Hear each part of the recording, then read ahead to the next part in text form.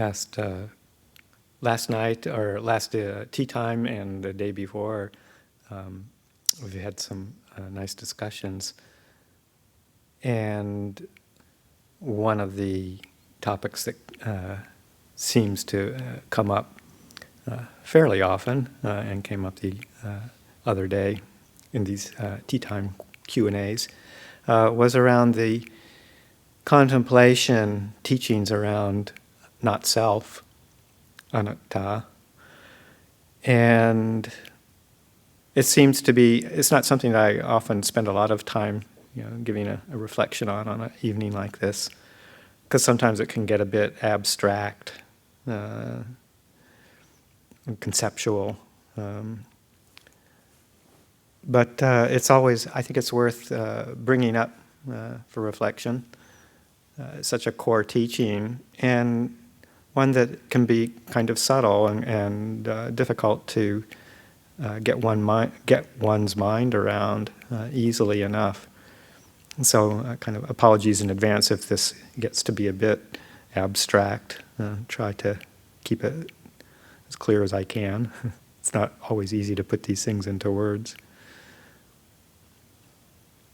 But it's a very core teaching around the three characteristics in general, anicca, dukkha, anatta, and was the basic subject of the Buddha's second discourse, the teaching on not self, to the group of 5 ascetics that he was practicing with and teaching.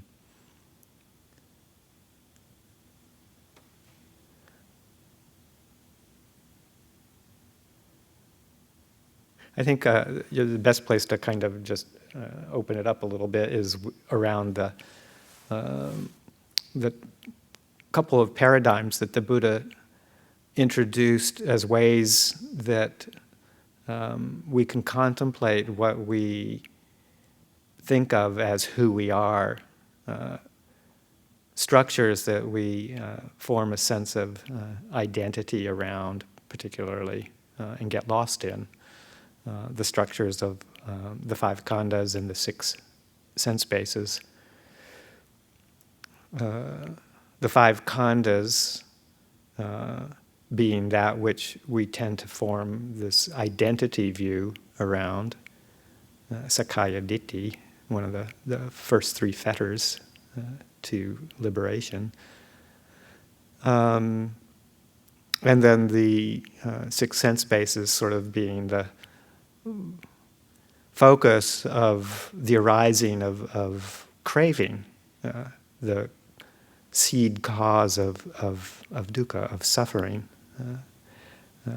The craving is that force of craving, tanha, is very much seen when we regard it in the paradigm, the structure of the 6 sense bases. The 5 physical sense bases, and then the 6th being the intellect, that force of mind.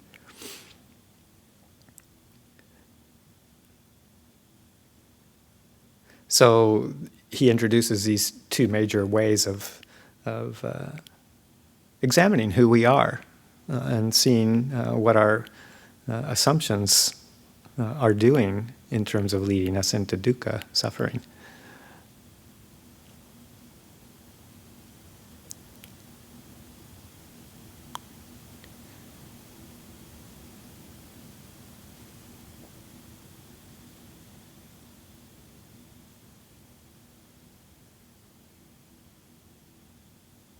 So the 5 Condas, of course, are form, feeling, perception, mental formations, and consciousness. This, what we call the aggregates, translate the Condas into aggregates that form the basis for this identity view, who we are. And we often identify with one or several or all of these 5 aggregates as the aggregates of being. This is who I am.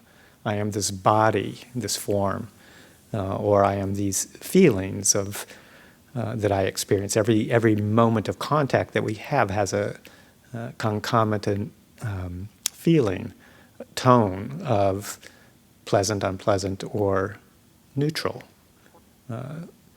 So we spend a lot of time feeling our feelings and reacting to them, always moving towards the pleasant, moving away from the unpleasant, and just being confused by everything else. Our perceptions are these memories and ways of classifying experience, identifying the world and the objects of the world around us. That's a person, that's a dog. Aspects of that, that's a nice person, that's a mean person. All these ways we classify the world around us to organize it, to organize all this sense data, perceptions.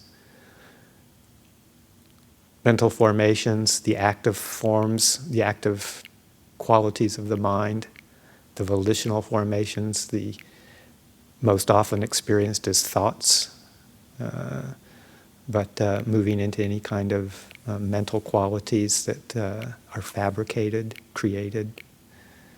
And then consciousness, that force of divided knowing that is always looking to orient oneself around sights, sounds, tastes, tactile sensations, smells, and thoughts and intellect, that darting around of a factor of attention that keeps us moving from one of these forms of knowing to another through the sense bases, consciousness, awareness. So either taken together or taken separately, we tend to experience a sense of self around these five aggregates, these khandas.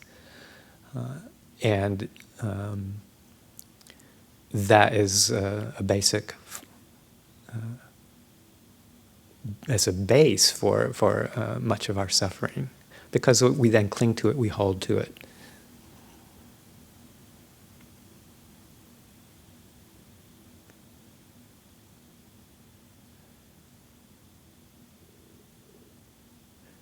So this is the structure that the Buddha refers to when he's talking about the three, what's often called the three characteristics of existence: anicca, dukkha, anatta, impermanence, suffering or unsatisfactoriness, dukkha, anatta, not self, non-self, no self, some variously translated in many different ways.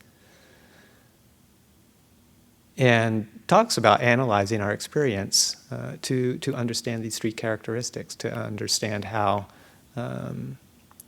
we suffer and how to release us from that form of suffering in relation to how we hold this identity view, particularly of ourselves.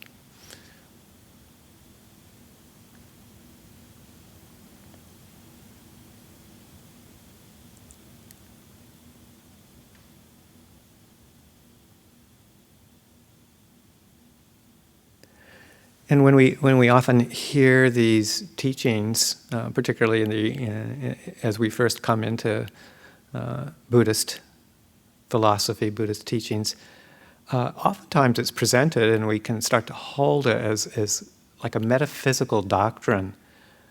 You hear oftentimes even kind of translations of, everything is suffering, or everything is impermanent, or there is no self. There is no self. These very broad, direct statements that point to some sort of metaphysical teaching, a declaration of a doctrine. And we start to try and figure out, well, how can I understand this, or how can I experience this? And make it as a basis for the ending of suffering. And it becomes a very intellectual experience. a very abstract experience, and we turn it into kind of like a philosophy, or we can. And try and figure out, well, what does this all have to do with meditation to make myself, peaceful and calm, and to, settle the mind and just get a little happiness in my life. How does trying to accept a belief system or a doctrine of everything is suffering and there is no self, that doesn't sound very peaceful when you hold it in that kind of way. At least I remember when I first encountered these teachings, this is how I was holding it. Well, how do I pull this all together? Just, it seems kind of bleak and empty of any kind of pleasure. So it takes a lot of time and consideration and individual practice to come to see how to use these teachings as a tool for liberation.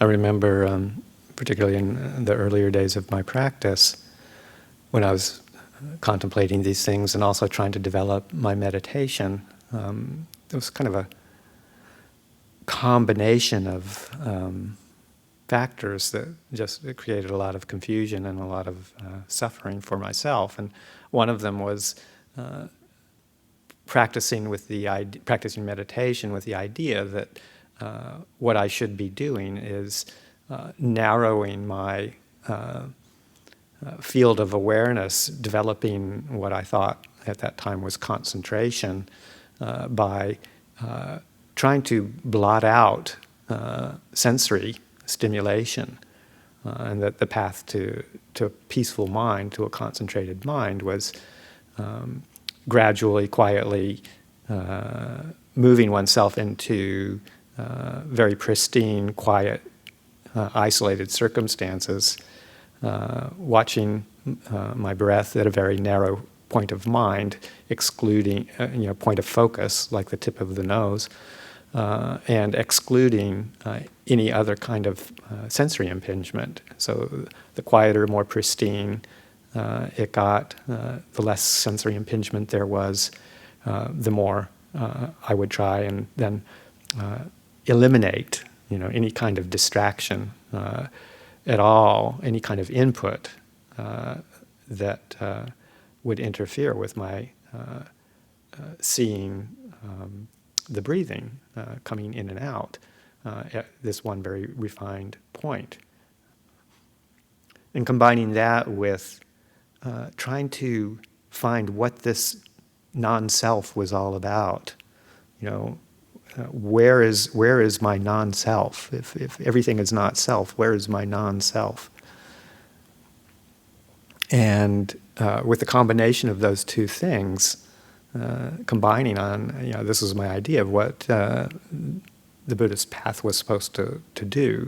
Get a very pristine, quiet state of mind, and then find a non-self, because there is no self. So what's that all about? Where can I get that? And then at some point the teachings on emptiness came to my attention, and slightly different connotations and uses in, say, the Theravada and in the Mahayana, but all getting kind of mixed up together, and kind of contemplating, well, everything is empty too. Okay, what is that? What's that all about? So it became even a stronger course of trying to annihilate all sorts of experience, and to try and narrow the focus and get quiet and not have to think anything, not have to feel anything, not have to experience anything, so that I could find this space of emptiness, which seemed, to be the most pristine form of non-dukkha, non-suffering. And over the years, I realized that maybe there was something not quite so peaceful in all of that. I remember when I first started hearing some teachings from Ajahn Amaro, he would describe that kind of attempt at meditation as kind of like trying to create a police state, so that you've got this constant force of mind trying to eliminate anything unpleasant and trying to keep it all under control through forceful means, through finding anything that's disturbing, picking it up, putting it in prison, locking it away, and not having to deal with it. Or sometimes I remember he would also use the analogy of like a shooting gallery. So, the old times of those video games. You go to the video arcade and you have the little ducks crossing over in front of you on the screen, and you'd have your little rifle, and you'd be shooting each one of them down as they appeared. And it's like watching the mind and watching every thought, every stimulation, every idea, every interruption that comes into this pristine state of mind and shooting it down and eliminating it. And that just becomes a very uptight, very controlled state. And when the police state moves somewhere else and the policemen aren't there trying to keep all the people under control, then it all just pops right back up again. So when the forceful attention to eliminating thoughts and really eliminating any kind of stimulation, trying to move into sensory deprivation, when the ability to do that just starts to wear off, then all the criminals start to pop up again.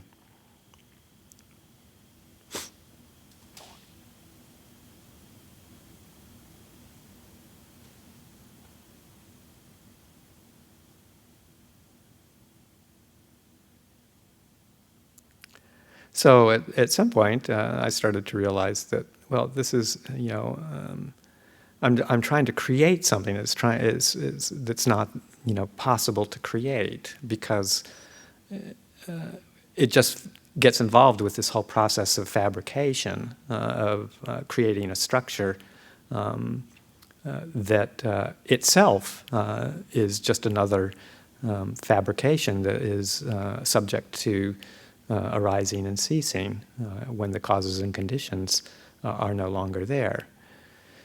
And that gradually started to understand that the contemplation of not self is a deconstructive process. It's a contemplative strategy. It's not a doctrine. It's not a metaphysical belief. There is no self. It's a contemplative strategy to say, well, how can I look at what it is that I usually regard as who I am, and little by little start to deconstruct that assumption, that perception. So the way the Buddha deals with that is by taking it step by step, like in that second sutta that he taught, the Anatalakkhana Sutta. Taking these 5 aggregates that we normally establish some sort of self-identity around, and deconstructing that perception through a very clear contemplative strategy. So we look at this body and we, look at it in terms of its changing nature, and most particularly around the lack of control that we have over it, because a sense of control is something that comes along with the sense of self, a sense of identity or a sense of ownership. This is mine. So we look in terms of real experience, not just in terms of thought or concept, but not just considering it as an idea, but really in our meditation, once the mind has attained a modicum of calm, modicum of peace, we look at this body and we examine it, we feel it, and we see all the subtle ways that this body has an intelligence of its own, it has a life of its own.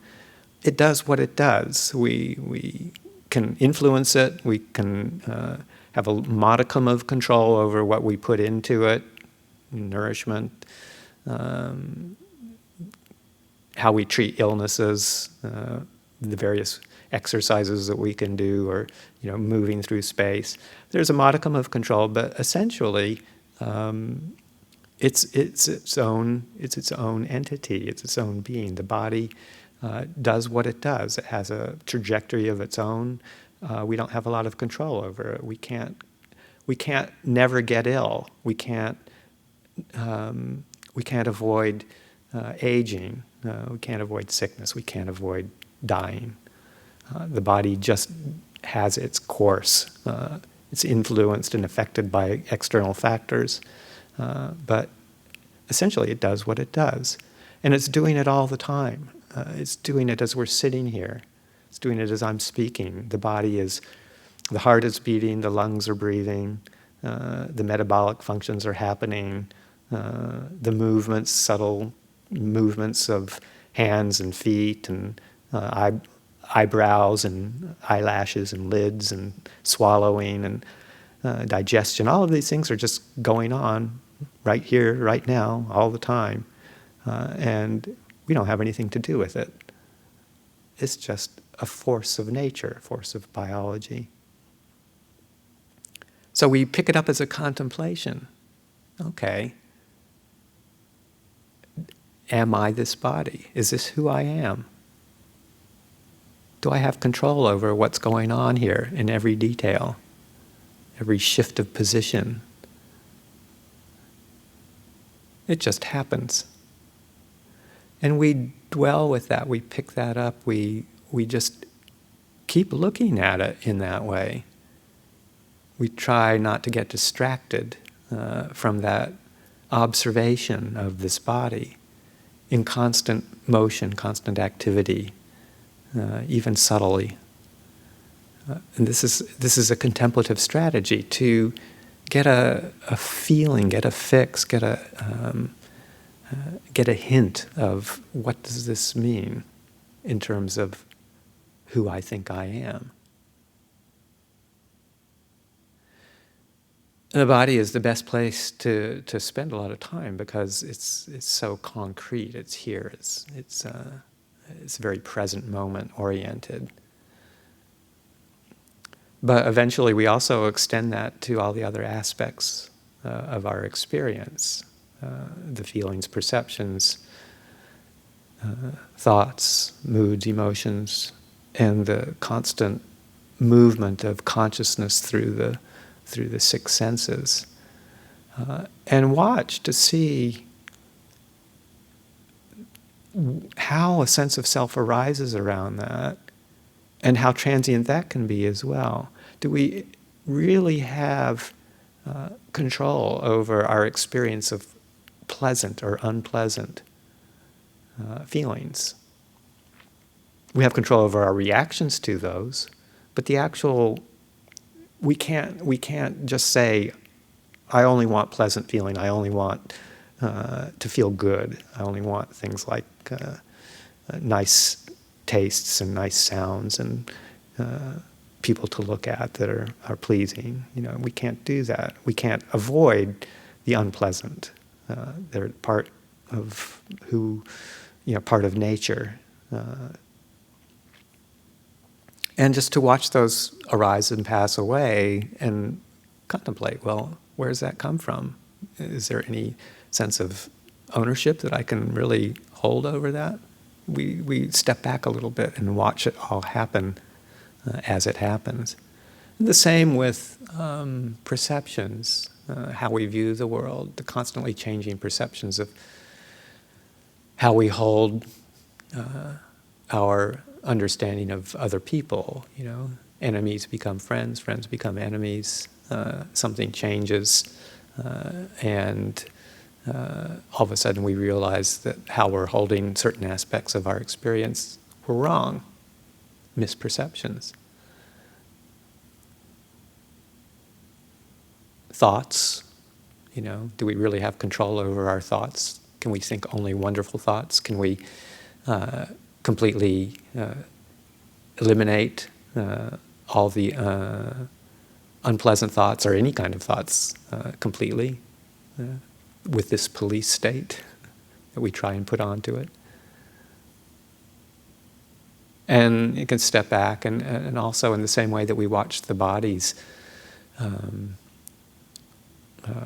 intelligence or the body's own way of operating on its own in the world, we watch how thoughts arise and pass away, depending on causes and conditions that we really don't have a lot of control over. Again, we have control over how we respond, how we move with them, but oftentimes they'll just arise based on conditions that we've put into the pot for our experience from the past. And how consciousness constantly moves from hearing something to feeling something to seeing something, all through the sense bases, depending on the strength of the stimulus that's coming in and how consciousness darts from one to the other and creates this illusion of continuity. All of these processes just going on, and it's only through our own ignorance and our own inability to see that all of this is happening without a controlling agent that I can call myself.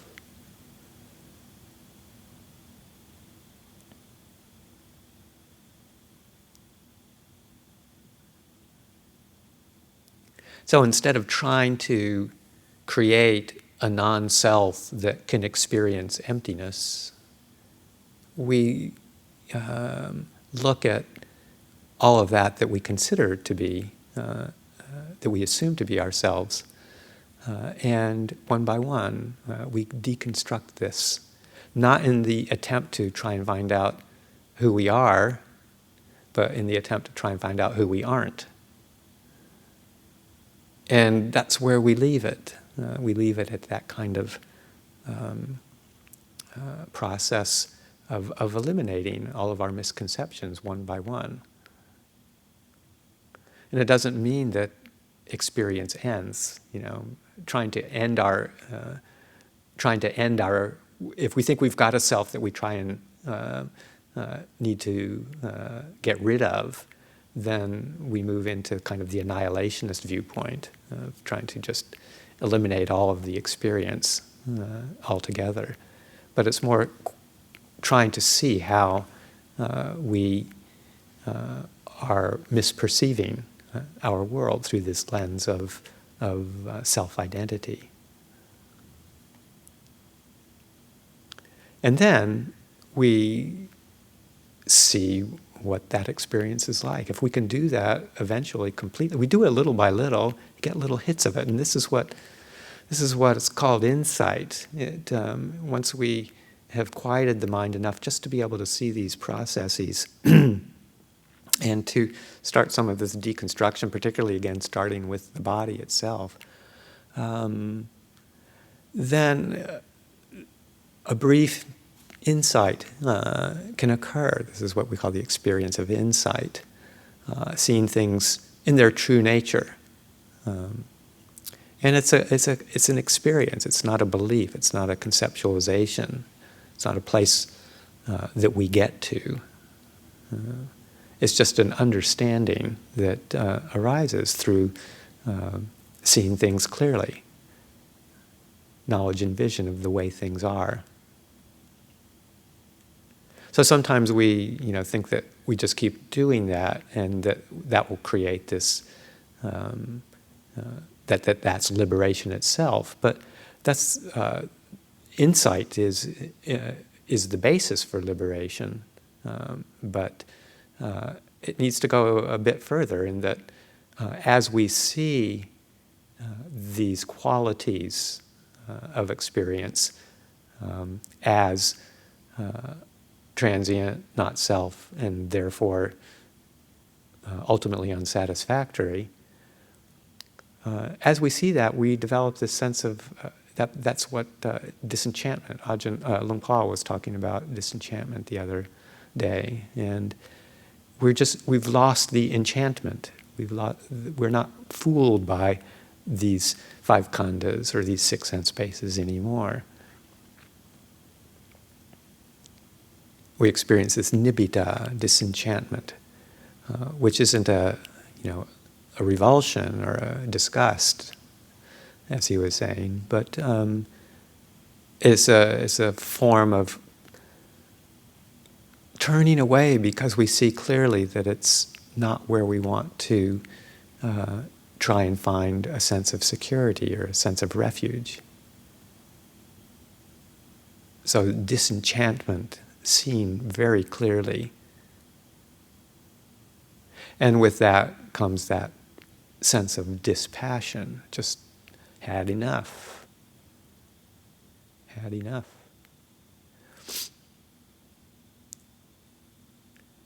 And it's that kind of, almost affective, emotional, deep in the heart kind of response that arises when we experience this understanding repetitively and deeply, beyond a brief insight, although that gives us a doorway in.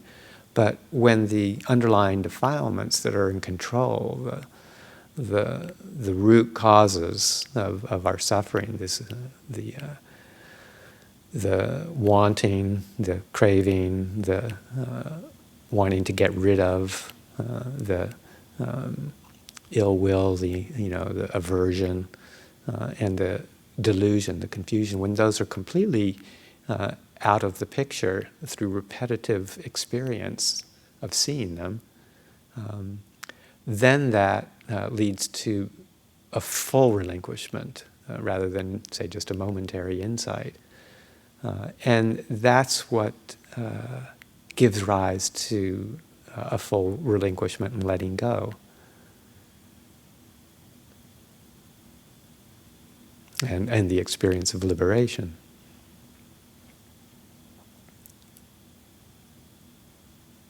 So deep penetration of these the ways that we confuse ourselves through seeking permanence in that which is unstable, that which is inherently unstable, seeking security in that which is inherently unstable, seeking satisfaction in that which is inherently unsatisfactory, seeking a stable sense of self in that which is inherently unstable in terms of a self-perception, always changing. That's our doorway into this turning away from the realm of conditions, the realm of fabrications, and into a letting go. Again, a deconstructive process that opens ourselves to the underlying truth.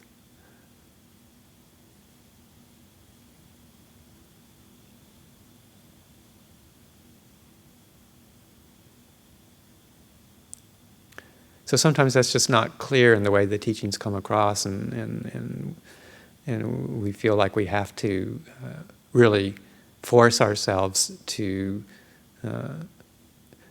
eliminate experience and create a very pristine, undisturbed state of mind such that we can penetrate into a state of non-self or no self or emptiness and dwell there, and then that's the path. It's really just the opposite. It's being willing to very gradually learn how to simplify the mind, settle the mind, let go of the obstructions to clear seeing, and to encourage that through careful attention, but always as a way of deconstructing, letting go, and when we think, as in the words of Upasakagi, when we think we've let go of everything, then let go some more.